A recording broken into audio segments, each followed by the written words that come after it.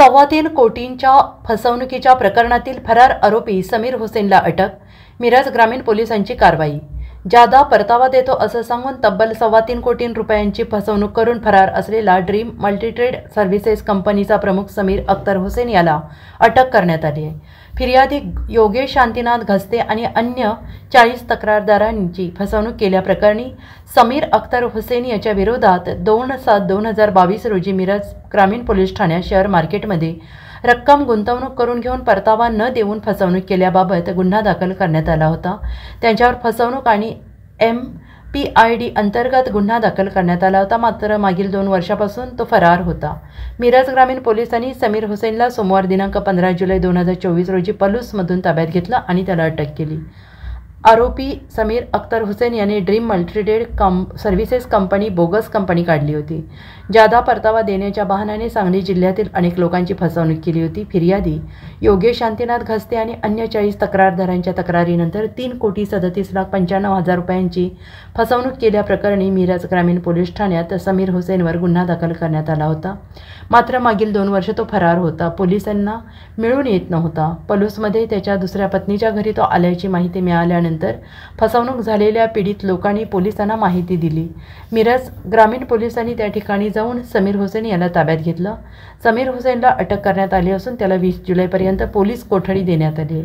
दरम्यान शेअर मार्केटमध्ये पैसे गुंतवणूक करतो असं सांगून फसवणूक करणाऱ्यांवर कडक कारवाई करावी. ड्रीम मल्टीट्रेड सर्व्हिसेस कंपनीचा समीर अख्तर हुसेनला अटक करण्यात यावी याबाबत शिवप्रतिष्ठान युवा हिंदुस्थानचे संस्थापक अध्यक्ष नितीन चौगुले यांनी मागील 2 वर्षापासून पाठपुरावा केला. आरोपी समीर हुसेन याची मालमत्ता गाड्या जप्त करण्यात याव्यात आणि त्यापासून झालेल्या लोकांची रक्कम परत मिळवून द्यावी अशी मागणी नितीन चौगुले यांनी केली आहे. आम्ही जी मागणी केली होती त्या Sameer Akhtar Hussain dream multitrade company आहे त्याचा संचालक असणारा समीर अख्तर हुसेन हा गेले 1.5-2 वर्षापासून फरारी होता. आज सांगली पोलिसांनी म्हणजे मिरज ग्रामीण पोलिसांनी त्याला अटक केल्याचं आम्हाला समजतं. समाधानकारक कारवाई आहे. मात्र ह्यांच्या सगळ्यांची सखोल चौकशी करून यांचे सगळे बँक डिटेल्स घ्यावेत, यांचे सगळे ट्रान्झॅक्शन तपासावेत, यांचे जर डीमॅट अकाउंट असतील तर ते सीज करावेत आणि सगळ्या प्रकारची यांची संपत्ती जप्त करून यांच्या गाड्या, घरदार, अंगावरचे कपडेसुद्धा जप्त करावेत आणि गोरगरीब लोकांना जे यांनी फसवलं आहे, ज्यांची लूट केली अशा लोकांना हे पैसे परत द्यावेत अशी आम्ही मागणी करतो आहे.